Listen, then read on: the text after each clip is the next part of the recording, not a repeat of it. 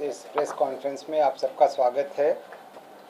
आज का पहला एजेंडा अनुसूचित जाति एवं अनुसूचित जनजाति कल्याण विभाग का था, जिसके अंतर्गत अजावनी द्वारा राष्ट्रीय सफाई कर्मचारी वित्त एवं विकास निगम नई दिल्ली को 21 करोड़ 95 लाख रुपए जो उनके द्वारा पूर्व में ऋण के रूप में दिया गया था उसके एक मुश्त सेटलमेंट हेतु देने की स्वीकृति दी गई।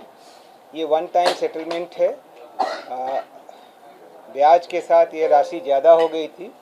वन टाइम सेटलमेंट में मात्र मूलधन वापस करने से यह राशि का भुगतान पूर्ण हो जाएगा और इसके बाद फिर से अजावनी को राष्ट्रीय समिति से राशि प्राप्त हो सकेगी। आपदा प्रबंधन विभाग का दूसरा एजेंडा था, जिसमें बिहार नागरिक सुरक्षा क्षेत्रीय आशुलिपिक संवर्ग नियमावली 2017 के नियम 6(2) एवं 8 में आशुलिपिक पद पर सीधी भर्ती के लिए निर्धारित न्यूनतम उम्र सीमा और परिवीक्षा अवधि के प्रावधान में संशोधन की स्वीकृति दी गई। न्यूनतम अवधि चूँकि ये इंटरमीडिएट लेवल का है तो घटाकर 18 वर्ष की गई और परिवीक्षा अवधि को 1 वर्ष किया गया, जो पहले 2 वर्ष था। कला एवं संस्कृति विभाग का अगला एजेंडा था, जिसके तहत बुद्ध सम्यक दर्शन संग्रहालय सह स्मृति स्तूप के प्रॉपर संचालन के लिए एक समिति के गठन एवं इसके सोसाइटीज़ निबंधन अधिनियम के तहत रजिस्ट्रेशन की स्वीकृति दी गई।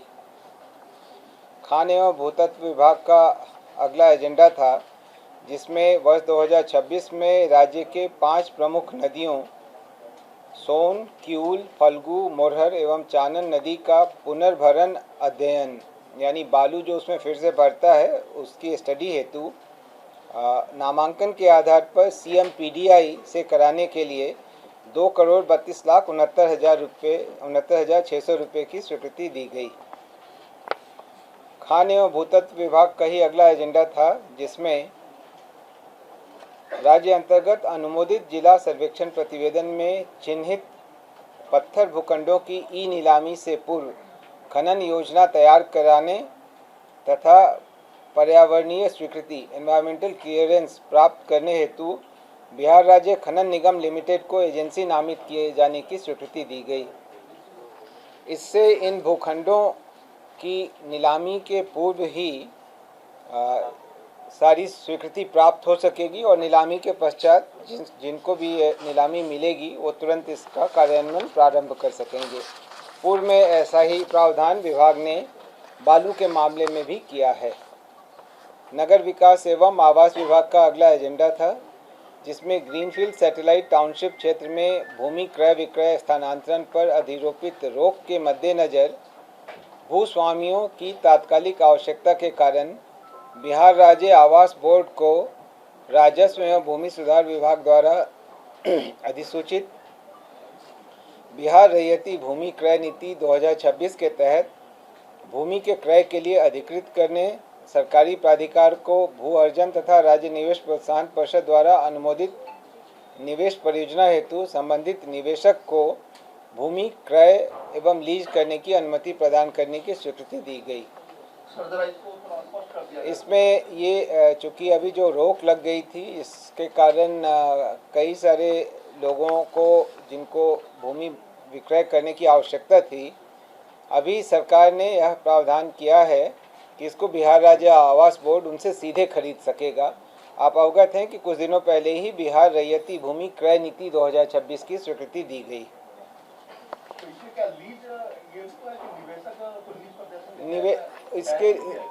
इसमें प्रावधान 2-3 प्रावधान हैं। एक कभी भी जहाँ पर कोई उद्योग इत्यादि स्थापित करने हैं तो या तो भूमि उसके लिए अधिग्रहण की जा सकती है या भूमि लीज की जा सकती है या अब भूमि सीधे सीधे क्रय की जा सकती है। अब नई जो क्रय नीति है उसके प्रावधानों के अनुरूप है। ये इसके बारे में विस्तृत जानकारी आपको विभाग दे सकेगा। नगर विकास एवं आवास विभाग का अगला एजेंडा था, जिसमें बुडको और पाटलिपुत्र विपश्यना ट्रस्ट के बीच बुद्ध स्मृति पार्क के ब्लॉक ए और ब्लॉक बी के निःशुल्क ध्यान केंद्र के संचालन की इकरारनामा अवधि को 10 वर्षों के लिए बढ़ाने की स्वीकृति दी गई। पर्यटन विभाग का अगला एजेंडा था, जिसमें सिंधु दर्शन तीर्थ यात्रा वित्तीय सहायता अनुदान योजना 2026 की स्वीकृति दी गई। इसमें लद्दाख इत्यादि भ्रमण करने के लिए अनुदान दिया जाएगा, जो उनके खर्च का 50% अथवा 20,000 रुपये जो भी कम हो। 18 वर्ष या उससे अधिक के लोग होने चाहिए और साल में अधिकतम 100 तीर्थयात्रियों को यह वित्तीय सहायता प्रदान किया जाएगा। पर्यटन विभाग का ही अगला एजेंडा था, जिसके अंतर्गत बिहार राज्य में पर्यटकों की सुविधा हेतु मुख्यमंत्री होम स्टे प्रोत्साहन योजना 2026 और इसके दिशा निर्देश की स्वीकृति दी गई। परिवहन विभाग का अगला एजेंडा था, जिसमें सड़क सुरक्षा, यातायात प्रबंधन, इलेक्ट्रॉनिक प्रवर्तन एवं दुर्घटना नियंत्रण हेतु पीपीपी मॉडल के आधार पर intelligent traffic management system ITMS की स्थापना एवं क्रियान्वयन हेतु बिहार सड़क सुरक्षा निधि से कुल 622 करोड़ रुपए के व्यय की स्वीकृति दी गई। इसके अंतर्गत पीपीपी मॉडल के आधार पर इंटेलिजेंट ट्रैफिक मैनेजमेंट सिस्टम लगाया जाएगा, जिसमें ANPR कैमरा इत्यादि भी रहेंगे और यह अपेक्षा की जाती है कि इसको लगाने से लोग ट्रैफिक के नियमों का पालन और बेहतर तरीके से करेंगे। यह अनुमान किया गया है कि लगभग इससे जो दुर्घटनाएं हैं उसमें 22% की कमी होगी और यह भी अपेक्षा है कि आने वाले समय में जितना इसमें व्यय हो रहा है पेनाल्टी या फाइन इत्यादि से राज्य को उससे ज़्यादा का। इसमें एक प्रॉब्लम आता है, शुरू से मैंने इस पर खबर भी किया है कि आप लोग इसको आप बिडिंग वगैरह जो भी करते हैं, मेंटेनेंस पॉलिसी नहीं है इसमें वही मैं बता रहा हूँ।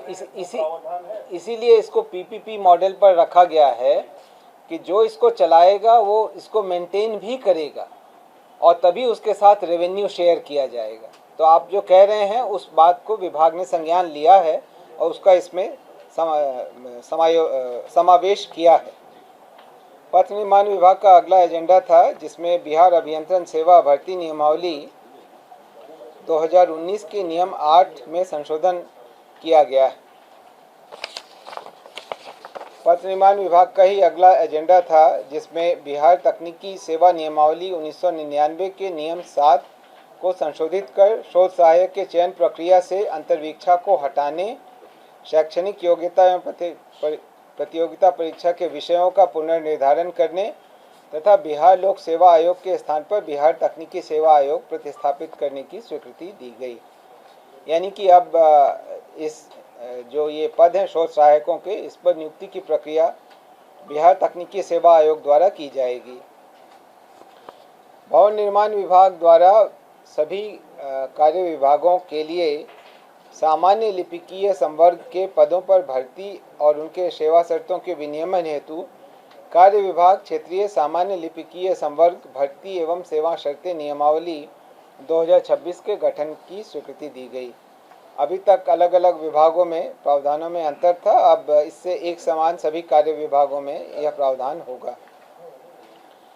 वित्त विभाग का अगला एजेंडा था, जिसके अंतर्गत श्री राजीव कुमार, जो बिहार वित्तीय प्रशासनिक सेवा के हैं, सहायक आयुक्त भविष्य निधि निदेशालय वित्त विभाग को सेवाच्युति जो सरकार के अधीन भविष्य में नियोजन के लिए निर्भरता नहीं होगी का दंड संसूचन करने की स्वीकृति दी गई। सामान्य प्रशासन विभाग का अगला एजेंडा था, जिसके तहत बिहार न्यायिक पदाधिकारियों के लिए पटना उच्च न्यायालय में सिविल जज के रैंक से अन्यून विशेष कार्य पदाधिकारी के एक पद के सृजन की स्वीकृति दी गई। इसके लिए पटना उच्च न्यायालय ने अनुरोध किया था। मधुबनी न्याय मंडल के अधीन बेनीपट्टी अनुमंडलीय व्यवहार न्यायालय में जिला एवं अपर सत्र न्यायाधीश न्यायालय की स्थापना हेतु जिला एवं अपर सत्र न्यायाधीश के एक पद के सृजन की स्वीकृति दी गई। सामान्य प्रशासन विभाग का ही अगला एजेंडा था, जिसमें बिहार उच्च न्याय सेवा संशोधन नियमावली 2026 की स्वीकृति दी गई। इसमें मूलतः जो 3 नए क्रिमिनल लॉ पास हुए हैं उन्हीं के संबंध में संशोधन किया जा रहा है। स्वास्थ्य विभाग का अगला एजेंडा था, जिसमें डॉक्टर तबरेज अख्तर, जो कि अनिवार्य सेवानिवृत्त प्राध्यापक हैं तिब्बी से संबंधित, उनको अनिवार्य सेवानिवृत्ति की शास्ति दी गई थी। उसके विरुद्ध उन्होंने पुनर्विलोकन आवेदन समर्पित किया था, जिसे अस्वीकृत किया गया। सामान्य प्रशासन विभाग का अगला एजेंडा था, जिसमें बिहार लोक सेवाओं का अधिकार संशोधन नियमावली 2026 की स्वीकृति दी गई। इसमें ऑटोमेटिक अपील का एक अतिरिक्त प्रावधान किया गया। सामान्य प्रशासन विभाग का अगला एजेंडा था, जिसके अंतर्गत बिहार उत्कृष्ट खिलाड़ियों की सीधी नियुक्ति संशोधन नियमावली 2026 की स्वीकृति दी गई। इसमें सीधी भर्ती के लिए अलग अलग पे बैंड में जो न्यूनतम योग्यता थी उसमें परिवर्तन किया गया है। अब सीधे वेतन स्तर 9 में ओलंपिक गेम्स में स्वर्ण, रजत, कांस्य पदक विजेता या ओलंपिक गेम्स में भारतीय टीम का प्रतिनिधित्व करने वाले खिलाड़ी को सीधे नियुक्त किया जा सकेगा। अंतर्राष्ट्रीय क्रिकेट परिषद द्वारा आयोजित अंतर्राष्ट्रीय खेल विधा के किसी भी प्रारूप में भारतीय क्रिकेट टीम का प्रतिनिधित्व करने वाले खिलाड़ी को भी इसमें नियुक्त किया जा सकेगा और भारतीय टीम का प्रतिनिधित्व करते हुए एशियाई खेल अथवा राष्ट्रमंडल खेलों में स्वर्ण पदक विजेता का भी किया जा सकेगा। इसी प्रकार कुछ अन्य भी संशोधन किए गए हैं।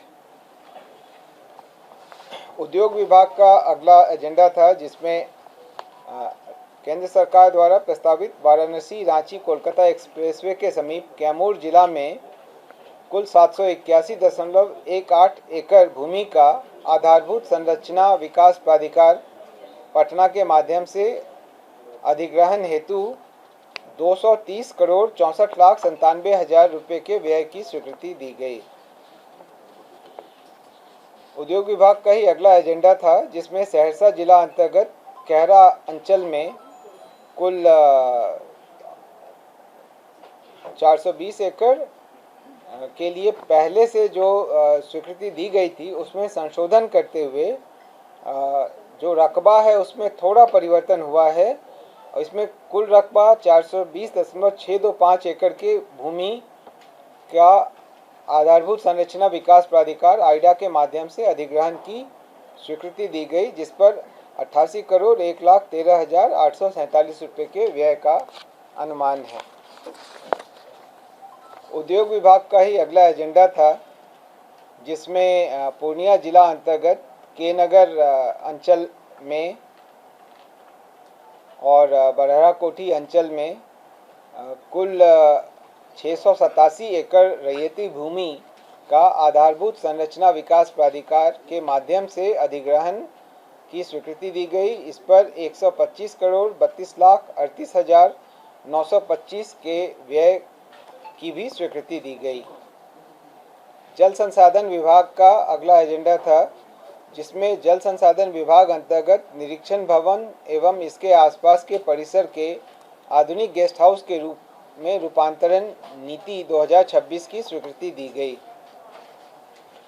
राजस्व एवं भूमि सुधार विभाग का अगला एजेंडा था, जिसमें गया जिला में केंद्रीय औद्योगिक सुरक्षा बल आरक्षित वाहिनी की स्थापना हेतु डोभी अंचल के मौजा मुरियल में 50 एकड़ अनाबाद बिहार सरकार की भूमि गृह मंत्रालय भारत सरकार को निःशुल्क स्थायी हस्तांतरण की स्वीकृति दी गई।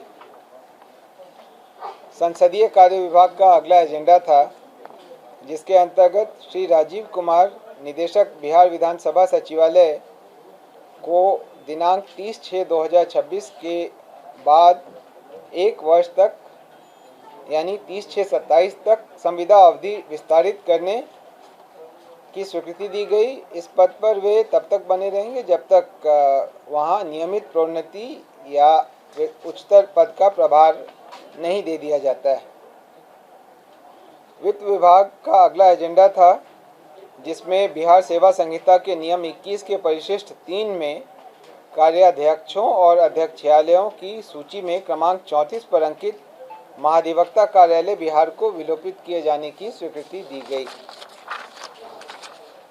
पर्यटन विभाग का अगला एजेंडा था, जिसमें राज्य में विभिन्न पर्यटक स्थलों के मध्य पर्यटकों के त्वरित एवं सुगम भ्रमण हेतु मुख्यमंत्री बिहार हेली टूरिज्म एवं एयर टूरिज्म सेवा योजना 2026 की स्वीकृति दी गई। इसके अंतर्गत जो राज्य में उपलब्ध हेलीकॉप्टर है उससे